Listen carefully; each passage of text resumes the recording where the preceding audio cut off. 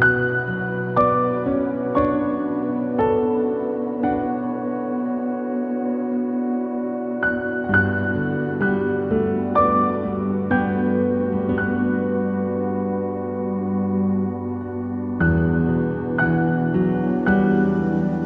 bienvenidos a este nuevo espacio que hemos llamado Escuela para Padres, una actividad especial organizada por FESEA y un grupo de escuelas asociadas, principalmente ESEA, a través del Departamento de Orientación Integral, donde estamos tratando de acercarnos a ustedes, papás, mamás, para justamente en este periodo tan particular que nos toca vivir, poder estar dando respuestas a algunas de las preguntas que surgen en nuestros hogares. Este es un tiempo diferente, un tiempo especial, un tiempo que no esperábamos a principio de año, pero también es una gran oportunidad para encontrarnos nuevamente a través de este medio. Y así que gracias por estar ahí. Realmente para nosotros es un privilegio. Hoy vamos a tener una actividad muy especial donde estaremos hablando acerca de la salud de nuestros hijos, niños, adolescentes, y esto lo vamos a hacer con nuestro invitado especial, a quien presentaremos en un momento. Pero antes de eso quisiera hacer una mención especial.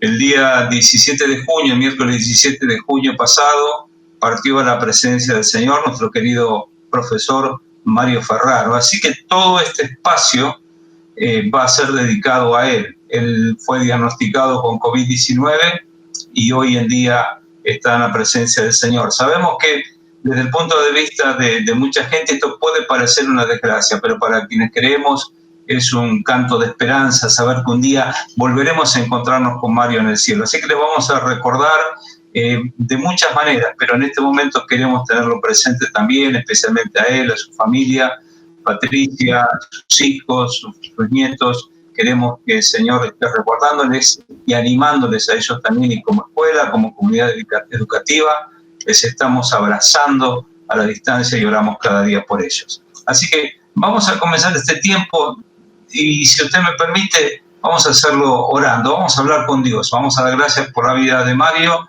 y vamos a pedir el consuelo para su familia y también para otras muchas familias que están sufriendo de diferentes maneras en este tiempo. Empezamos entonces con una oración. Señor, te damos gracias por este tiempo que nos das, gracias por esta oportunidad que tenemos de compartir algo diferente, un espacio distinto donde nos acercamos de esta manera. Pero hoy en especial queremos recordar a la familia de Mario, queremos pedirte que bendigas a Patricia, a sus hijos, sus nueras, que estés bendiciendo a los nietos, que estés obrando, Señor, en toda la familia, rogando que tu bendición esté acompañándoles en este tiempo de separación momentánea y que les llenes de esperanza y que les des tranquilidad, sabiendo que tú estás en control de todas las cosas. De la misma manera, oramos y pedimos por aquellos que están sufriendo de una u otra forma. Otros también han sufrido la partida de seres queridos y otros están pasando por diferentes circunstancias.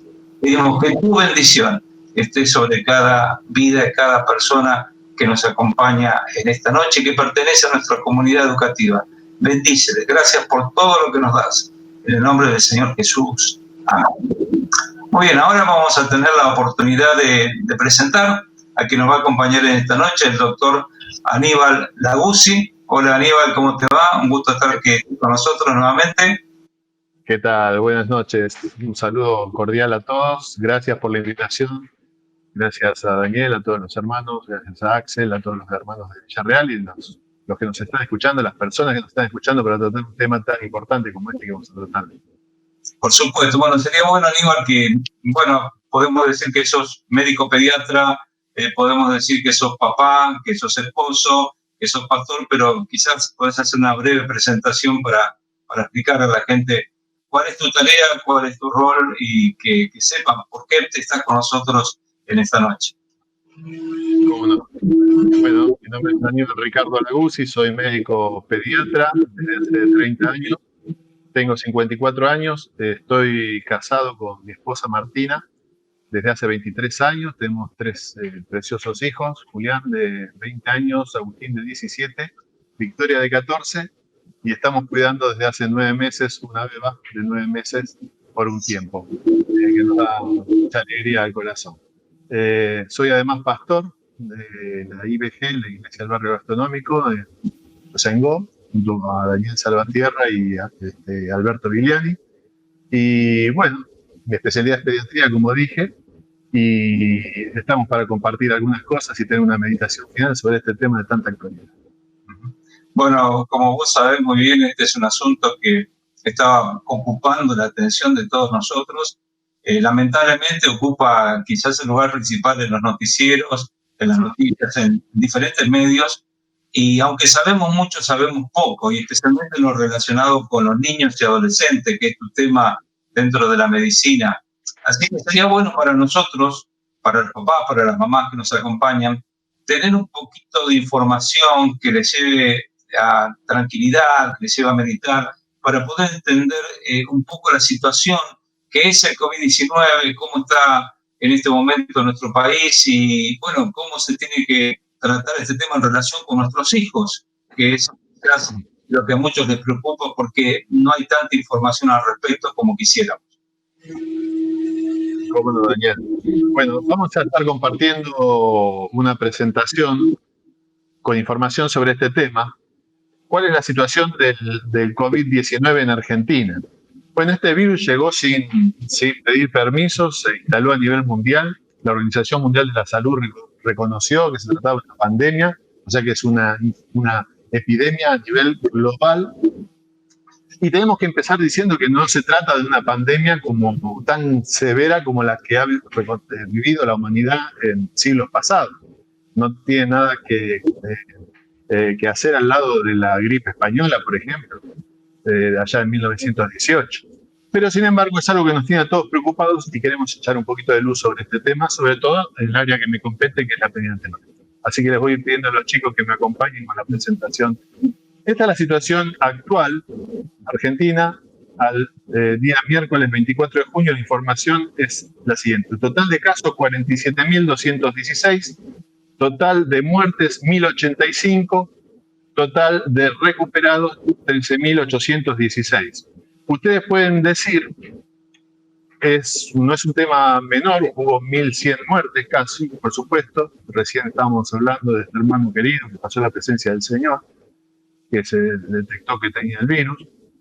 De todas maneras, tenemos que ver los números y compararlos con otras enfermedades que tenemos diariamente, anualmente. Sin ir más lejos, la cantidad de personas que mueren en Argentina por accidente de tránsito es mucho mayor al año que los casos que estamos viendo y que va a haber probablemente de muerte por COVID. Esta diapositiva que está mostrando que la incidencia de casos en menores de 20 años en la Argentina, hasta el momento, es superior a la registrada en otros países del mundo. Ustedes ven ahí un 2%. Ese 2% es la tasa de prevalencia de la enfermedad en menores de 20 años en otras partes del mundo. En la Argentina es mayor, vamos a verlo ahora, aunque de todas maneras la evolución es favorable. En niños y adolescentes acá en la Argentina la tasa es del 15%, o sea, del total de casos el 15% corresponde a menores de 20 años comparado con el resto del mundo que son un 2%. Pero la evolución sigue siendo una evolución que, como en el resto del mundo, se comporta en la enfermedad, es una enfermedad leve, la gran mayoría solo presentan síntomas leves o asintomáticos, es decir, un gran porcentaje, 85-90% de la población tienen pocos síntomas y una inmensa mayoría no tiene síntomas. Quiere decir que no solo de los chicos, sino también de los grandes. Quiere decir que puedo estar frente a una persona que tiene la infección y no tiene síntomas, no ha desarrollado síntomas. Muy bien. ¿Te puedo hacer una importancia en pediatría? Sí, claro. Comparando el COVID-19 con otras enfermedades típicas estacionales, ¿vas a mencionar algo al respecto? ¿Cuáles son las características similares? ¿Cuál es el riesgo comparativo? ¿No? Ya me estás mencionando que básicamente para los niños y adolescentes es asintomática, pero si nosotros tuviéramos que comparar enfermedad con enfermedad, ¿a cuál enfermedad deberíamos prestar atención mayor los padres? No sé si dentro de la comunidad puede ser. Mirá, si bien es una enfermedad, el tema con el COVID es que estamos todos alerta porque es una enfermedad nueva, relativamente nueva. Hay coronavirus circulantes, otras cepas, pero este es un virus nuevo. Entonces, por eso también tantos recaudos. De todas maneras, si nosotros comparamos la mortalidad comparada con la gripe común, está más o menos en el mismo orden, a nivel global, un 1%, menos del 1%.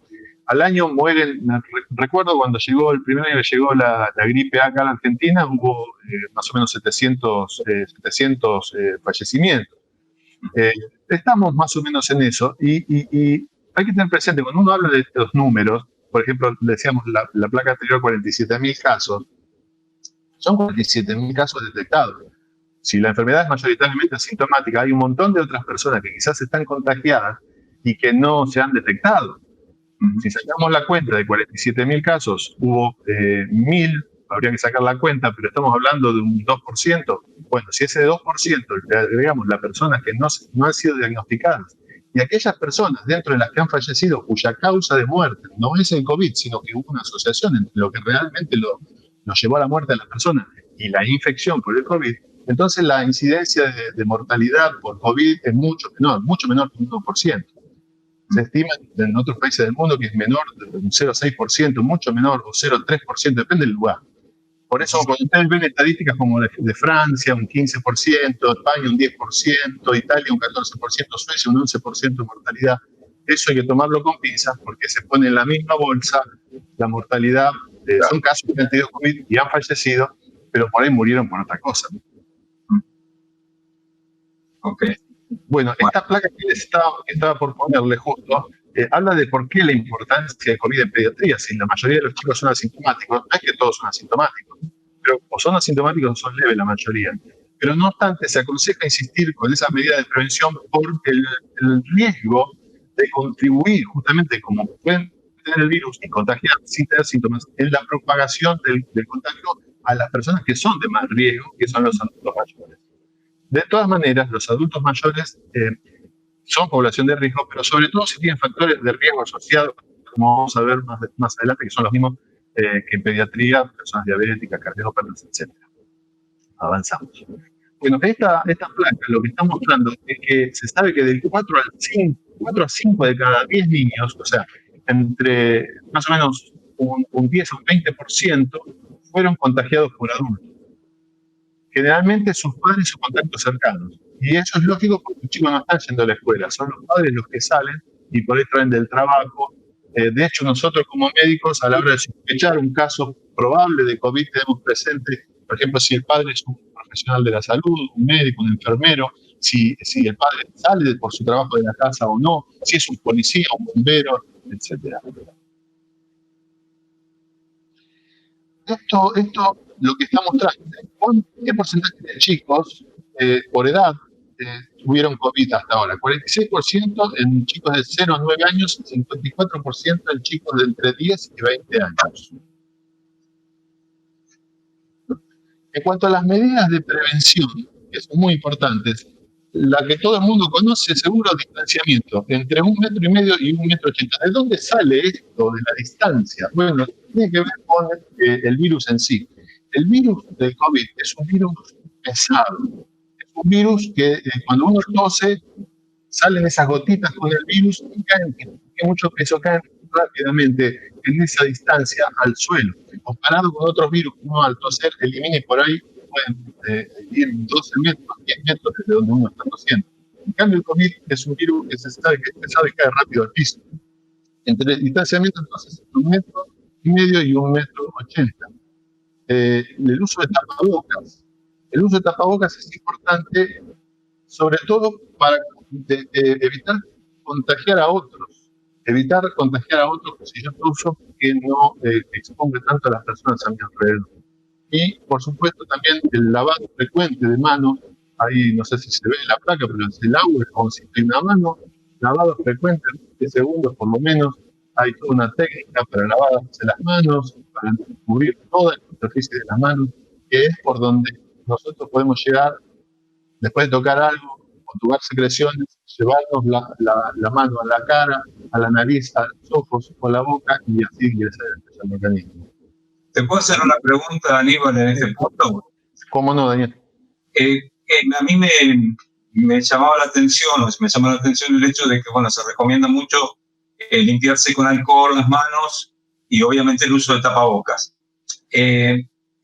Yo no sé si el hecho de limpiarse frecuentemente las manos con alcohol en gel a los niños le puede perjudicar en alguna manera. Yo no sé si trae algún tipo de consecuencia, si tenemos que tomar como prevención eso, que no haya un abuso o conviene simplemente que se laven con jabón, cómo se puede tener en cuenta eso. Y también el uso de tapabocas, qué precauciones tienen que tener los padres con respecto a ese tema, porque obviamente sabemos que digamos, un uso prolongado del tapabocas también a quien no está acostumbrado le genera algún tipo de complicación, ¿no? Bueno, mirá, el que tiene unos años de médico, como en mi caso, ha vivido lo que fue la pandemia también por gripe A. Y en ese momento fue que se puso, se hizo generalizado el uso del alcohol en gel. La ventaja del alcohol en gel es que justamente uno puede tener en todos lados. Uno lo puede llevar en el bolsillo. No así una pileta, una agua y jabón.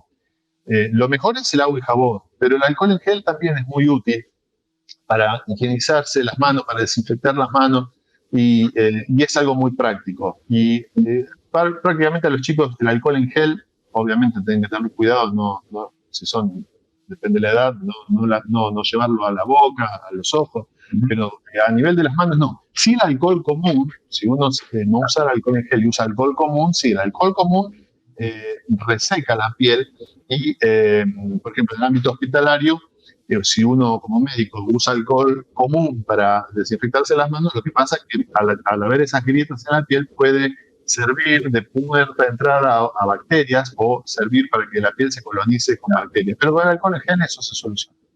Claro.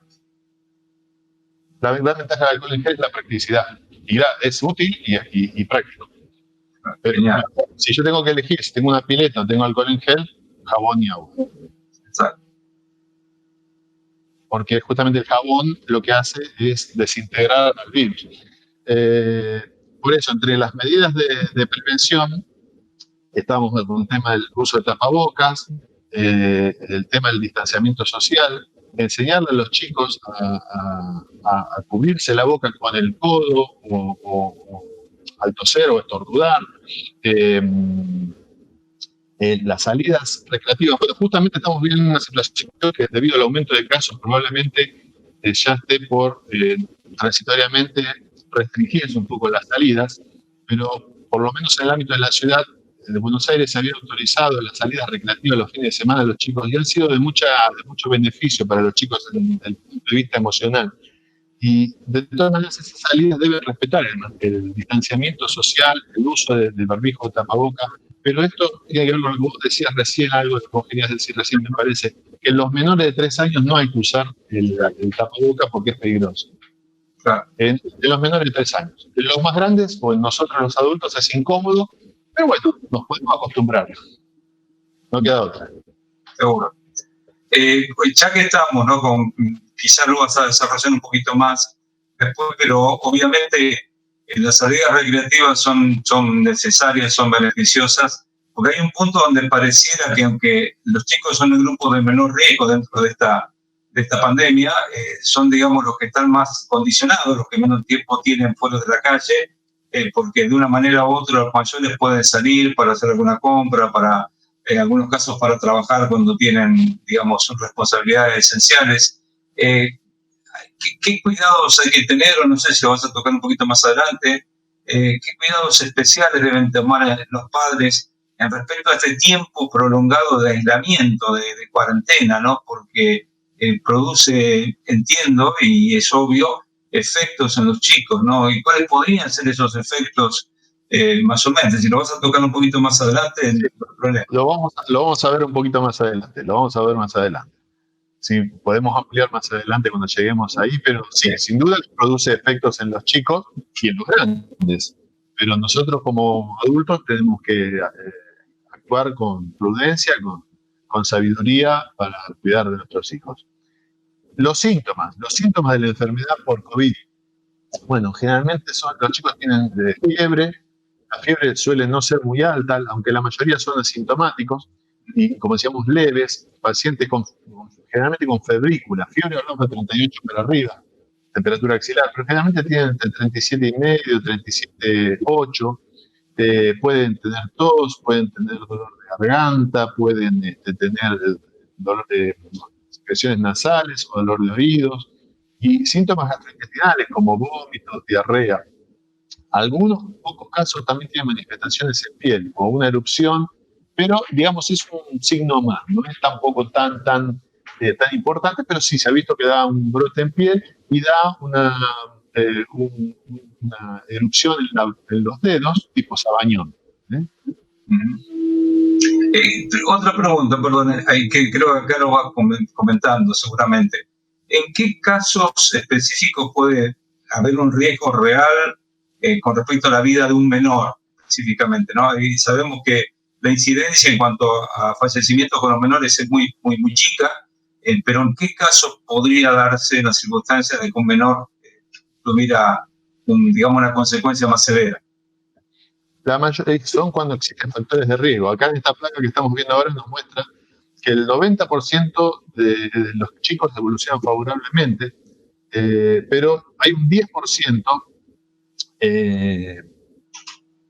ahí si le haces clic va a aparecer el porcentaje, un 10% en los cuales se complica, y generalmente son chicos que tienen alguna enfermedad preexistente, cardiopatías, diabetes o alguna enfermedad respiratoria base. Hay otra placa más adelante donde se detalla un poquito más esto. Ahí tenés, mira, estadísticamente solo un 0,6% de los reportes de niños y adolescentes contagiados de COVID acá en Argentina se presentan como casos graves con compromiso pulmonar. 0,6, menos de un 1%. En muy pocas ocasiones se desarrolla un síndrome. Hay una enfermedad que es conocida, que la describió un doctor japonés de apellido Kawasaki hace muchos años ya. Cuando yo estaba en la residencia tuve la oportunidad de conocer al doctor Kawasaki, y acá vemos todos los años, sobre todo a nivel hospitalario, casos de enfermedad de Kawasaki, que es una vasculitis, es una enfermedad inflamatoria de los vasos sanguíneos y da manifestaciones en piel, y lo más serio es el compromiso que lo que te produce es aneurismas, y puede dar aneurismas coronarios que hay que ir detectando si aparecen y cómo evolucionan. No es común que deje aneurismas coronarios, pero puede dejar aneurismas coronarios y predisponer al niño a tener a edad más temprana un infarto, como si fuera un agudo.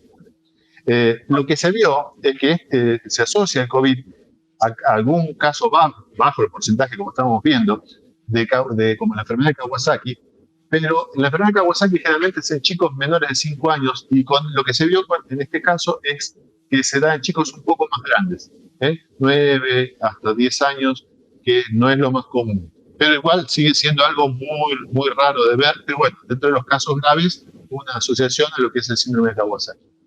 Ahora, otra pregunta, Aníbal, disculpa, desde la ignorancia me surgen inquietudes. ¿Qué enfermedades de base pediátrica que un chico tenga lo pondrían dentro de ese 0,6 de casos graves? Si yo tengo mi hijo o mi nieto con X enfermedad, tengo que tener una precaución extra porque sería como un mayor, como una persona grande. Exacto. Población de riesgo, diabéticos, lo vamos a ver ahora, pero gente con chicos con patologías pulmonares previas, ahí está, la población de riesgo aumentado.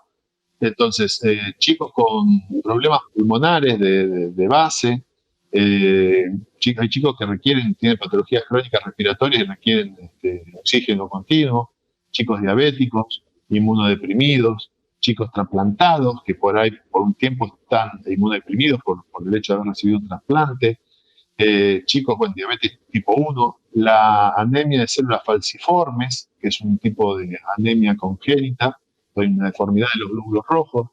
Bueno, dentro de las enfermedades pulmonares hay un montón de enfermedades como la fibrosis quística, la displasia broncopulmonar, pacientes traqueotomizados, esos pacientes que tienen una apertura de la tráquea hacia afuera, porque mecánica mucho tiempo, pacientes con cardiopatías congénitas, y algunas cardiopatías adquiridas, como miocarditis, etcétera, son pacientes que llevan un riesgo mayor y que tenemos que cuidar. Okay. Es muy importante. Ahora, lo que es muy importante, que esto sí es mucho más común ese porcentaje de chicos con problemas previos.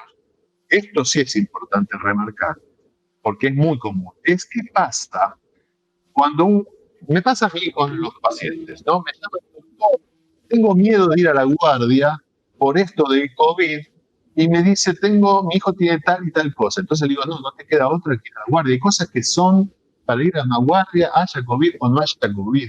Y en las guardias realmente se está haciendo un sistema de triage, que es un sistema de evaluación previa del paciente y determinando la severidad del caso, a dónde debe irse. Se dividen los pacientes febriles de los no febriles, de tal manera que el riesgo es muy bajo si uno toma las precauciones del caso. Y hay cosas que no se pueden solucionar ni siquiera en un consultorio, necesitas ir a una guardia.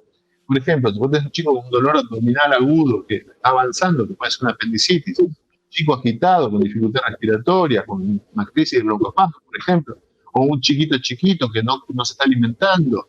No eso que por ahí la abuela lo ve, que no come, no. Chico que está rechazando el alimento, ¿no? O está irritable, un bebé irritable. Son cosas como para ir. Ahora, estamos viendo que a veces se demora la consulta y eso ha llevado, por ejemplo, a que lleguen chicos muy agitados y severamente comprometidos o chicos con peritonitis directamente en vez de con apendicitis. O sea, se dejó de estar mucho con chicos que, como vamos a ver en otra placa, por ahí están con el debut diabético y por no estar alerta o consultar tarde llegan a una diabetes descompensada, lo que se conoce como una cetoacidosis diabética. Entonces eso hay que estar atento. Hay síntomas como estos que están ahí en rojo: dolor abdominal, dificultad respiratoria, rechazo del alimento, irritabilidad, que son para consultar rápido en la guardia. Es muy importante, ese es un tema que justamente también quería consultar. ¿Qué cuidados regulares deben tener en cuenta los padres que son, digamos, no se pueden dejar a un lado? Más allá del tema de en estos casos donde hay una manifestación por la cual se requiere que vayan a una guardia, pero ¿qué otros controles tienen que ser, digamos, irreemplazables, que por más que vivamos en este medio de una pandemia, los papás tienen que agarrar y decir, esto no lo puedo dejar, porque bueno, ese tiene que ver con la salud del hijo, ¿no? Claro, bueno, los controles de salud, sobre todo en los niños pequeños, menores de 1 año, no hay que suspenderlos. Es otra cosa que hemos visto, que como muchos lugares sanatorios están abocados al tema de la atención del COVID y priorizando eso, no se consigue tantos por ahí turnos en consultorios externos. Y por otro lado, es cierto que hay pediatras que por ahí son pediatras de edad avanzada, o personas que tienen, aparte de ser pediatras, por ahí se tienen cardiopatías o diabetes, lo que fuera, y han de alguna manera suspendido el consultorio. Y esto, más la cuarentena, más las imposibilidades de trasladarse, esto ha llevado a que una gran población de chicos chiquitos no estén siendo vacunados como tienen que ser vacunados, no estén siendo controlados en los controles de rutina. Los controles de rutina, hago hincapié que son muy importantes. A mí en estos años de médico me ha tocado ver controles de niños sanos, no solo en bebés, también en chicos grandes, ¿no? Pero en bebés diagnosticar tumores, cosas importantes. Así que por eso están los controles de niños sanos, son importantes. Creo que hay una placa ahora que viene a continuación que nos habla de esto. Ok, importantísimo. Por eso no dejar de llevar al chico a control, sobre todo en los menores de 1 año. En chicos más grandes se puede ir viendo. Yo con mis pacientes me estoy manejando en los chicos grandes, esperando que pase esto para volver a controlarlos. Son chicos que por ahí se controlan cada 6 meses. Por ahí uno lo llegó a ver en marzo, pero los niños menores de 1 año se siguen atendiendo.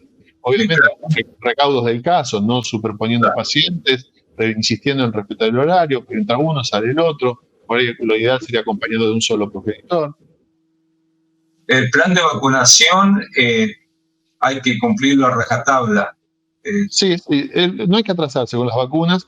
Y en los menores de 2 años es una indicación en la República Argentina de recibir vacuna antigripal. Lo mismo que si sos papá o mamá de un menor de 6 meses, embarazadas, etc. Cardiópatas, diabéticos. Avanzamos. Ahí está. Esto con respecto a ¿Qué hablar con respecto al embarazo? las posibilidades de transmisión perinatal, o sea, todo lo que es el embarazo y el parto de la madre al hijo. Por ejemplo, la mamá que se sabe que tiene COVID, todavía no se sabe bien cuánto transmite o no transmite al hijo. No son claras las evidencias, pero la mayoría de los chicos que nacen de mamá con COVID son chicos sanos. La Sociedad Argentina de Pediatría insiste en mantener la lactancia materna en esos chicos, siempre y cuando la mamá esté en condiciones y el chico también, que no esté con una patología de base que le impida amamantarse, siempre se insiste en amamantar. Creo que la siguiente también estamos hablando de lactancia, la siguiente placa.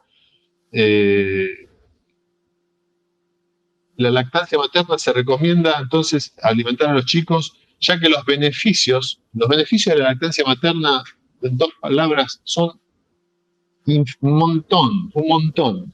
El chico alimentado de pecho tiene menos broncoespasmos, menos otitis, menos incidencia del síndrome de muerte súbita del lactante, después come mejor, tiene beneficios hasta para la mamá, porque la mamá que da el pecho, más allá de lo emocional, también tiene menos patologías de otro tipo y entre ellas tiene menos cáncer de mama. Esto es increíble. Las mujeres que dan del pecho tienen menos cáncer de mama y las que no han amamantado tienen más cáncer de mama. O sea, los beneficios son mayores que el potencial riesgo. Estamos hablando que los chicos también es una enfermedad bastante benigna, ¿no?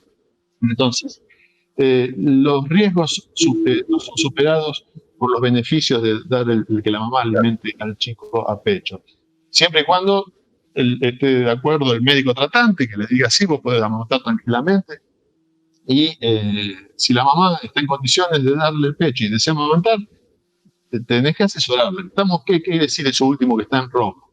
El caso de que la mamá, por ejemplo, tenga COVID y el chiquito, hasta tener el resultado, se sospecha, no se sospecha, pero el chico por ahí no se contagió. Bueno, en determinadas condiciones, usar el barbijo, la mascarilla, la mamá, higienizarse bien las manos y le puede dar el pecho al chico.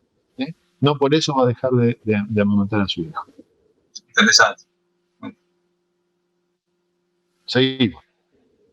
Sí. Una posibilidad es que en general, esto es con respecto a la vuelta al colegio, Okay. Cambiando de tema, ¿verdad? Sí, porque justamente ese era un tema que es muy importante y quería consultarte. ¿Cómo prepararse para el regreso al colegio? ¿Qué medidas se deberían tomar el día que se abran las puertas de las escuelas otra vez y los chicos vuelvan, ¿no? Es muy importante. Esta diapo me parece que va más abajo, es un error mío que me quedó ahí. Después podemos volver sobre esta diapo cuando toquemos el tema de la vuelta a clase. Okay. Esta sala y después volvemos más adelante. Acordate cuál es y después volvemos. Algunas situaciones especiales, dejélo a propósito de lo de las escuelas para el final. Algunas situaciones particulares, por ejemplo, los pacientes con diabetes. Existe preocupación de parte de los diabetólogos por la demora, como les decía, en la consulta de los pacientes diabéticos. Los motivos comprenden que por ahí... ¿Qué quiere decir esto? Vamos a aclararlo. Muchas veces uno en el hospital me ha pasado muchas veces, recibir un chico que no se conocía que era diabético y debuta como una descompensación diabética. Otras veces da tiempo, el papá viene y consulta porque el chico está haciendo pis más seguido o tiene mucha sed o mucha hambre y ahí uno le hace un análisis y lo descubre y no está descompensado. Pero muchas veces pasa que el chico viene por otros motivos. Puede ser justamente un dolor de panza, puede ser que además de tener dolor de panza esté haciendo mucho pis, puede ser que venga muy decaído o deshidratado por vómitos, y en realidad lo que tiene es una diabetes descompensada, que es un debut de la enfermedad. Entonces, por desconocimiento de esos síntomas, dificultades para trasladarse, asistir a los centros de salud, por temor a contagiarse, porque existen determinados protocolos de atención por pandemia en los centros de salud, todo eso hace que el paciente a veces no consulte. Lo mismo que los controles de niños sanos, bueno, esto en el caso de los debuts diabéticos, y el paciente llega descompensado. Entonces, como decimos muchas veces, la diabetes y otras enfermedades siguen apareciendo lo mismo. Claro. Siguen apareciendo igual. La incidencia no cambió. Puede haber que, me decían ayer que por ahí la cantidad de accidentes de tránsito pueden haber disminuido porque hay menos autos en la calle. Pero la diabetes sigue apareciendo en su incidencia habitual. Entonces, no demorarle el diagnóstico, Y si uno demora en el diagnóstico, aumenta la frecuencia de llegar con un paciente descompensado con una cetoacidosis diabética, como ya hemos visto, ¿no? Claro, claro. Así con otras patologías. Por ejemplo, hay temas, estas placas que vienen ahora tienen que ver con situaciones especiales de salud. La siguiente.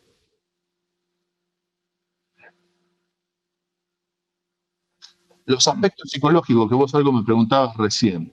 Sí, en niños y adolescentes el aislamiento puede producir angustia, miedo, tristeza, ansiedad, aburrimiento. ¿Miedo a qué? Miedo, por ejemplo, uno ve chicos que por ahí saben que no pueden ver al abuelo y tienen miedo de que por ahí el abuelo se contagie o de que ellos le lleven el virus al abuelo y eso genera angustia, ansiedad, el hecho de estar, dentro de casa. Hay chicos que viven en unos departamentos, en lugares pequeños y los papás tienen que buscar la manera de la manera de entretener a los chicos, de darles, aprovechar este tiempo para, creo que hay una placa más adelante que lo dice, para estar más con ellos, para compartirles de cosas que realmente son importantes. ¿Qué es más importante que compartir que hablarle acerca de Dios a aquellos que somos cristianos? Y a aquellos que no son cristianos, la invitación de Dios está abierta a que lo sean y que le puedan dejar la mejor herencia que le puedan dejar, porque esto no es lo más importante. Esto estamos viendo, es un tema de actualidad, es importante informarlo, pero esto no es lo más importante de la vida. Lo más importante es estar en paz con Dios y de eso vamos a hablar un poquito al final. Es importante entonces que los adultos nos pongamos la 10, como dicen los chicos, y podamos sobrellevar esta situación y calmar nuestra propia angustia. Hemos visto mucha gente, y yo conozco muchos casos aún de profesionales con angustia por este tema, y la verdad que no se justifica. Si uno toma las medidas del caso, obviamente es triste perder un familiar si te ha tocado, pero la incidencia no es mayor que la de una gripe, que todos los años tenemos gripe. Entonces, tenemos que tomar los recaudos del caso. Avanzamos con la placa.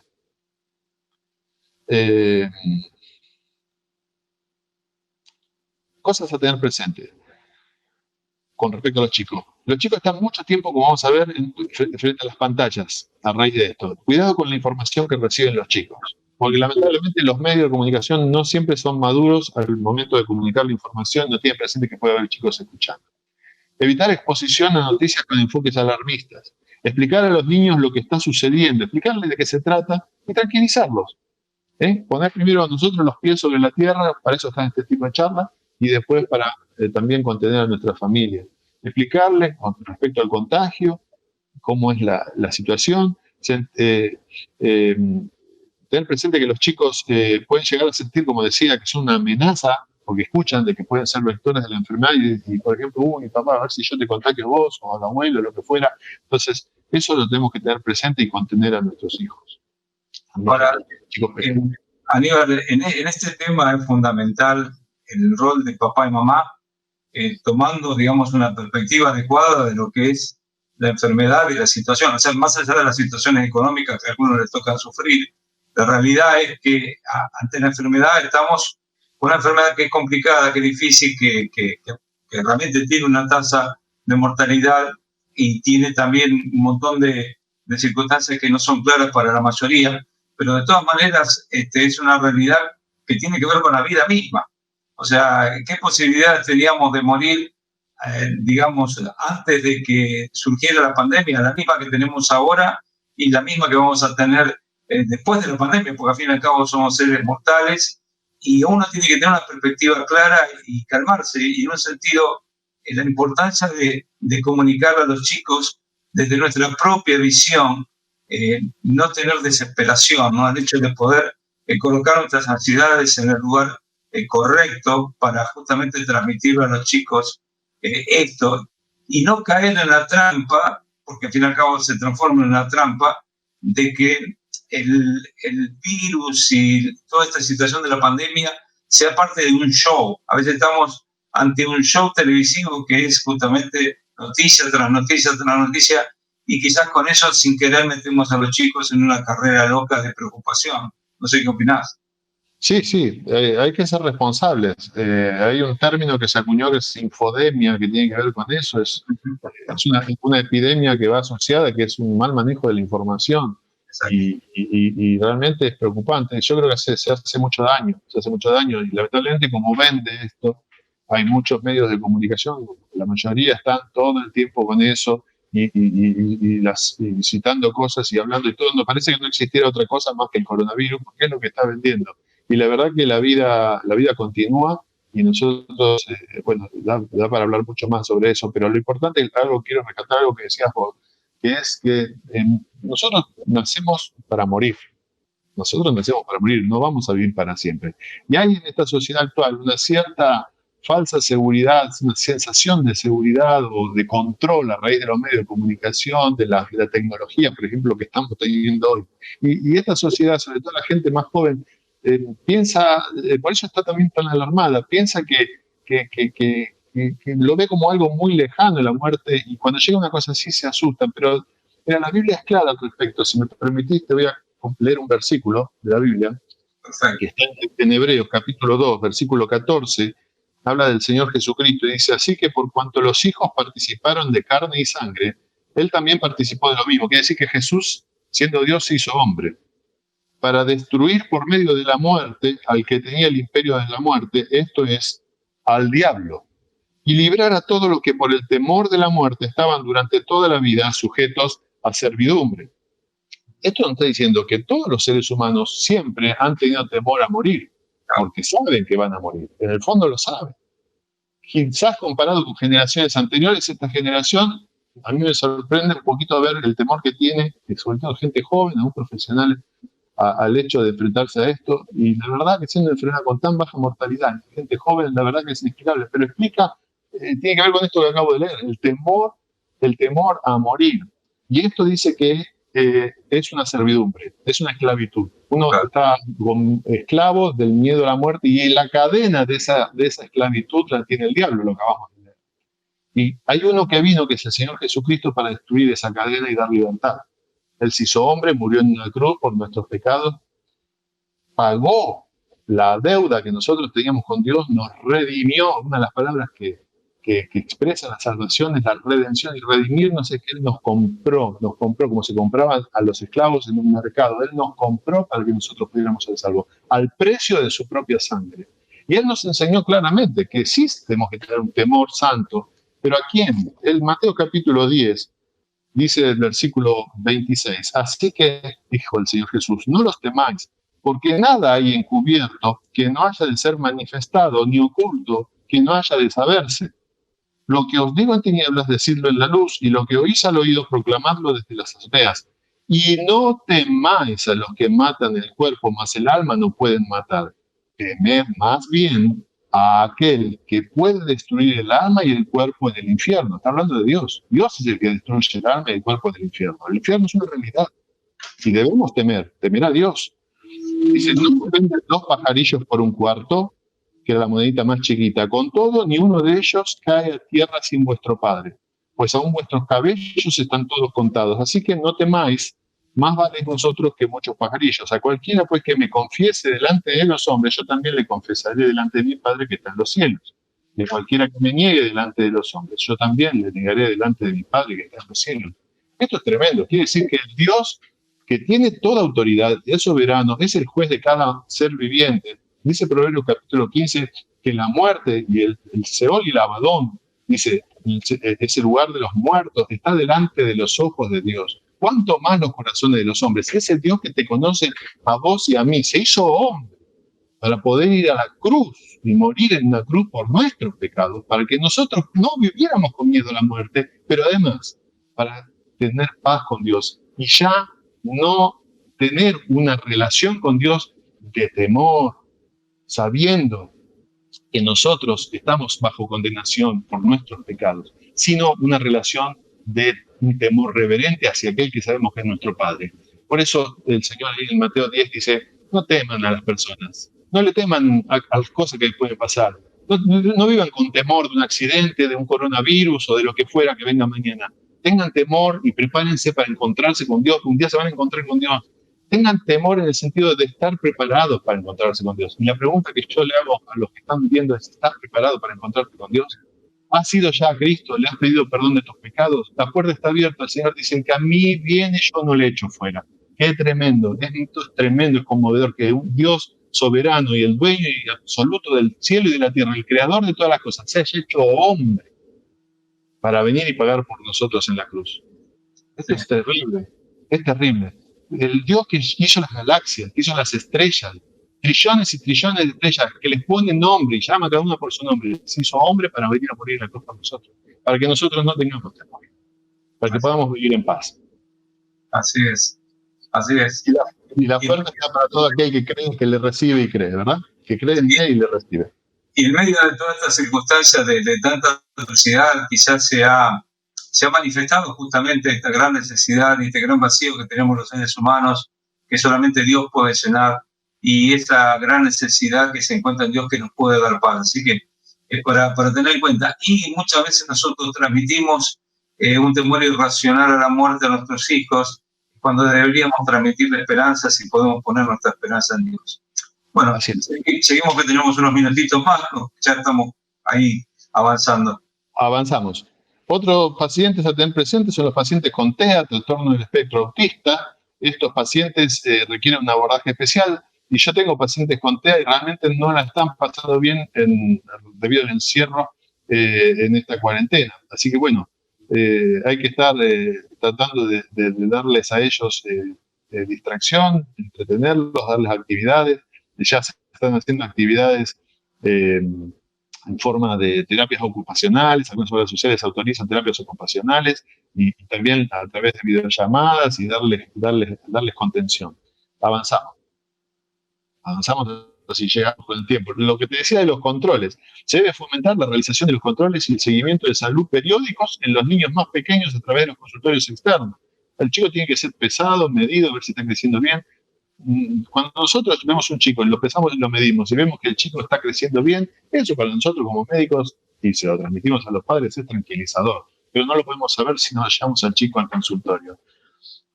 Y sobre todo cuando hay patologías preexistentes, chicos que se conoce que tienen patologías de base, niños que requieren un control más seguido. Avanzamos.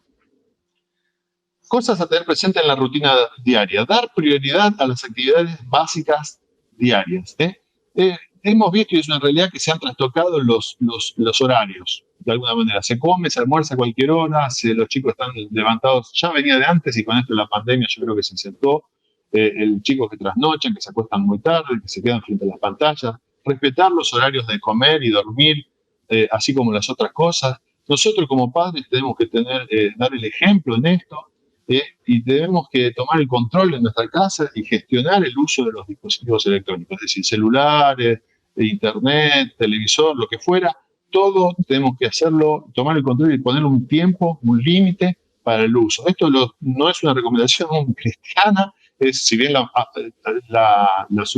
subrogamos, estamos de acuerdo los cristianos, pero son recomendaciones de la Sociedad Argentina de Pediatría y la Academia Americana de Pediatría. Así que mira qué importante que es el límite del uso de los celulares, etc. Avanzando. En un sentido, lo que estás diciendo es que papá y mamá tienen que establecer una rutina, como Exacto. si la vida afuera no estuviéramos en cuarentena, sino como que estuviéramos viviendo normal.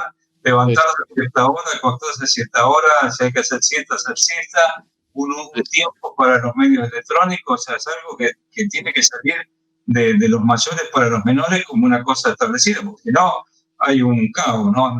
Totalmente. Se desorganiza mucho la casa y va a costar mucho cuando se vuelva a la normalidad. Claro. Entonces, con respecto al tiempo de exposición a la pantalla, vos fíjate qué interesante, porque la Academia Americana de Pediatría recomendaba hasta hace poco que los menores de 18 meses no podían estar frente a pantallas, con la excepción de videochat y un límite de 1 hora por día para los niños de 2 a 5 años, ¿no? Después así, de acuerdo a la edad, iba permitiendo un poco más. Pero ahora, ¿cuál es el nuevo consejo? Bueno, a raíz del COVID, esta academia, que es muy de referencia a nivel mundial, la Academia Americana de Pediatría, lanzó un conjunto de directrices que la podemos resumir con las 3 letras C. Dice, ahora reveladoramente se aleja específicamente de los límites basados en tiempo. Y en este tiempo de pandemia lo que importa es el chico, el contenido de lo que va a ver y el contexto en el que lo vea. Independientemente del tiempo. Las 3 Puede estar, y de hecho los chicos, por ejemplo, con las clases, ahora están necesariamente, las clases las están recibiendo frente a una pantalla, así que un poco lo del tiempo frente a la pantalla queda de lado y nosotros tenemos que valorizar lo que va a recibir el chico y el contexto, acompañado por sus padres. Los niños usan pantallas para ver dibujos animados, pero también lo necesitan para conectarse con los maestros, con sus amigos que no los están viendo, cumpleaños por Zoom. Son premios. Sí, de hecho, la televisión, las plataformas de transmisión y las descargas de aplicaciones han experimentado un notable aumento en su uso desde que comenzó la pandemia. Mira este dato. Aunque parte de este tiempo frente a las pantallas está relacionado con la enseñanza remota en las aulas virtuales, la visualización de la televisión de los niños se ha disparado desde que comenzó la pandemia. Canales como Cartoon Network, Disney Channel, Boomerang y Nickelodeon han reportado aumentos de visualización de hasta casi un 60% en una sola semana de que empezó la pandemia. Aníbal, chicos, nos quedan 5 minutos de tiempo. Yo quiero dar un aviso para papá y mamá que están mirando el programa. El día sábado 4 de julio, a las 17 horas, vamos a tener un tiempo especial como este, también por los mismos medios, donde vamos a tener nuevamente la visita del doctor Aníbal Laguzzi, para estar hablando justamente del tema de nuestros hijos. Así que hay una oportunidad para tener una continuidad, por más que ahora ya nos estamos cortando un poquitito el tiempo, pero tenemos unos 5 minutos como para que puedas ir avanzando en lo que queda y sí. Yo te diría que vayamos a avanzar esto que tiene que ver con la de las pantallas y quiero ir con respecto al regreso a las escuelas. Okay. En cuanto al regreso a las escuelas, que les interesa a ustedes seguramente mucho, debe contemplarse que hay dos situaciones diferentes. Una es lo que es el interior del país, donde ya por ahí los chicos pueden volver, y otra cosa es el AMBA, la capital y el Gran Buenos Aires. Ahí el volver al colegio va a ser paulatino y de acuerdo a lo que nos vayan diciendo las autoridades. Pero por ahora estamos entrando en lo peor de la cantidad de casos y no vamos por lo pronto a hacerlo. Y ahí sí, no hace falta que vuelvan para atrás, pero lo que decías, ¿se acuerdan de esa diapositiva que habíamos dejado colgada? Es que cuando se vuelva a las clases, ahí está, gracias. Lo que va a ocurrir, ya se está viendo, es que van a empezar los grados bajos y los altos, es decir, el primer grado y séptimo grado, primer año de secundaria y el último año de secundaria, porque son momentos importantes, vitales, del aprendizaje por un lado y desde lo emocional también, el terminar la escuela y terminar un periodo por el otro. O sea, son los primeros que van a volver a las clases. Creo que no hay más diapo, pero que por ahí dar algún par de recomendaciones con respecto a cuando se vuelva a clase, algunos tips para tener presentes. La Organización Mundial de la Salud recomienda que haya una distancia de 1 metro entre los pupitres, que se usen mascarillas, que se higienice periódicamente las manos de los chicos por ahí con el alcohol en gel, que los recreos por ahí sean escalonados, no todos juntos, que se mantengan la distancia, siempre con barbijo, que por ahí se puedan ir escalonando la llegada y la salida de los chicos, no todos al mismo horario para que no se junte tanta gente, controlar la temperatura. Hay una serie de medidas que como escuelas se pueden tomar para amortiguar el hecho del coronavirus cuando se permita volver. Seguramente cuando llegue el momento que se habilita el regreso a las clases, los protocolos, bueno, digamos, en nuestras escuelas podremos consultar a personas como vos, médicos que nos darán indicios acerca de cuáles son las medidas adecuadas y se estarán tomando todas para justamente guardar a los chicos. Un consejo final, aquí en el minutito y algo que nos queda, 2 minutos más, un consejo final para los padres. ¿Qué le dirías a papá y mamá teniendo en cuenta todo este contexto y todo lo que hemos mencionado hasta este momento? Mira, papá, mamá, vos sos muy importante para tus hijos. Sos el único papá y mamá que tienen. Dios te dio un papel fundamental en tu casa y es una responsabilidad y un honor poder desarrollarlo. Tomá el control de tu casa, tomarlo de una manera amorosa. Y lo mejor que vos le podés dar a tus hijos, aparte del orden y guardar las rutinas como deben ser guardadas, aparte de enseñarles y contenerlos, que no se desesperen por el tema del coronavirus, lo más importante que vos les podés dar es vivir con esperanza. Vivir con la esperanza de que Dios está en esa familia, que tu hogar es bendito porque vos sos del Señor y tus hijos son del Señor, porque han ido a Cristo y están en paz con Él. y la vida es diferente con Cristo. Y las relaciones son sanadas por Cristo. Así que mi consejo es anda a Cristo, lee la Biblia, orá con tu familia. Si no estás yendo a la iglesia, busca una iglesia donde congregarte. Cuando se vuelvan a abrir las iglesias, se puede conectar a la familia de iglesia por Zoom. Pero sobre todo, lee la Biblia con tus hijos, orá con ellos. Así es. Bueno, Aníbal, muchísimas gracias por este tiempo que nos has dedicado. Un saludo afectuoso a tu familia. Y bueno, estaremos viéndote el día sábado 4 de julio nuevamente, compartiendo un tiempo similar en un espacio que llamamos Edificando Familias de la Iglesia Transparente, pero que va a estar abierto también para todos y por estos medios. Así que, Aníbal, desde ya te esperamos prontito y seguramente allí vamos a tener la oportunidad de tener más consejos para la familia en cuanto a nuestros hijos. Así que muchísimas gracias. Vamos a... Bueno, gracias, Aníbal. Saludos. Vamos a ir cerrando este tiempo. Gracias, papá y mamá, por estar con nosotros. Queremos recordarte nuevamente que este es un espacio que hemos dedicado a nuestro querido profesor Mario Ferraro, y también por medio de él recordamos y homenajeamos a abuelos y otros parientes de nuestros seres queridos, de nuestras comunidades educativas que han partido en este tiempo por causa de esta enfermedad o de otras enfermedades. Es un tiempo difícil por la separación, pero es un tiempo donde podemos encontrar en Dios la esperanza. El Señor Jesucristo dijo: la paz os dejo, mi paz os doy, yo no se las doy como el mundo la da, no se turbe vuestro corazón ni tenga miedo. En este tiempo donde mucha gente tiene temor, en Cristo tenemos paz, y ese es el mensaje que te queremos dar. Busca a Cristo, en Él está la paz. Gracias por estar con nosotros, esperamos verte la próxima vez. Dios te bendiga, estamos para servirte. Y escribinos, perdón que me olvidé de mencionarlo antes, a escuelaparapadres@fca.edu.ar, y estamos dispuestos para contestarte cualquier inquietud que tengas respecto a la escuela. Dios te bendiga. Hasta la próxima.